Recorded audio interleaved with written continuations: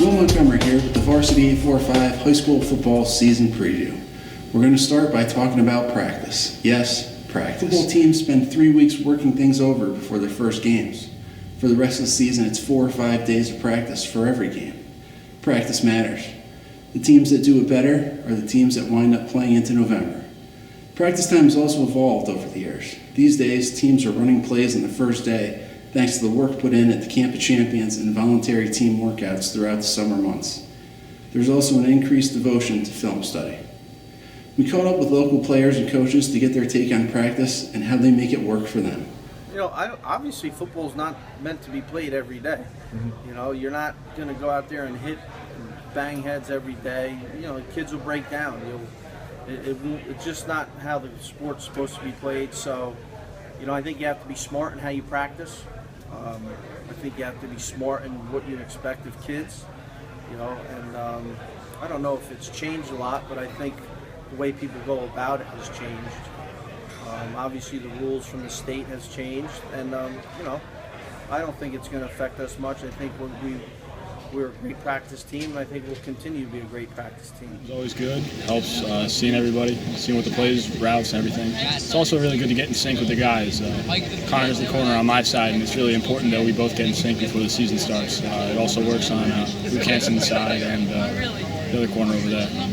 Everybody's working hard, defense, reading the pass, run. Very important. I would definitely say football, especially going over it with meetings and planners and all of us like talking about it since school's out when we're done with football. But yeah, football is definitely more together and knowing, understanding everything than all the other sports that we play. Yeah, we've been working since like January, so and we have a lot of returners too, so we really know a lot of stuff already. But we got to go over it just because it's the most important part, so all the fundamentals and stuff. It's all right. I mean, we work hard during the week, and we get all that fire up for that one game. So, yeah. I think it's important because like the game means so much more. Like one game can ruin your season, and they're all so intense, and there's so much emotion in football games. Whereas other sports, there might not be as much emotion put into it.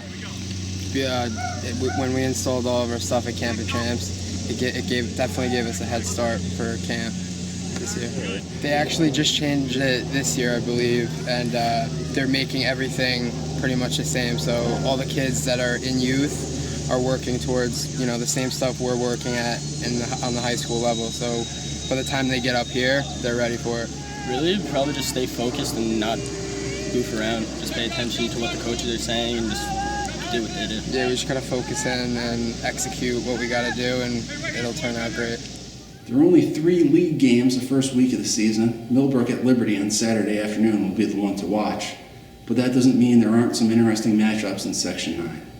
Kingston kicks things off when it plays Cicero North Syracuse at the Carrier Dome on Thursday night. On Friday night, Minnesink Valley hosts Port Jervis in the Route 6 rivalry.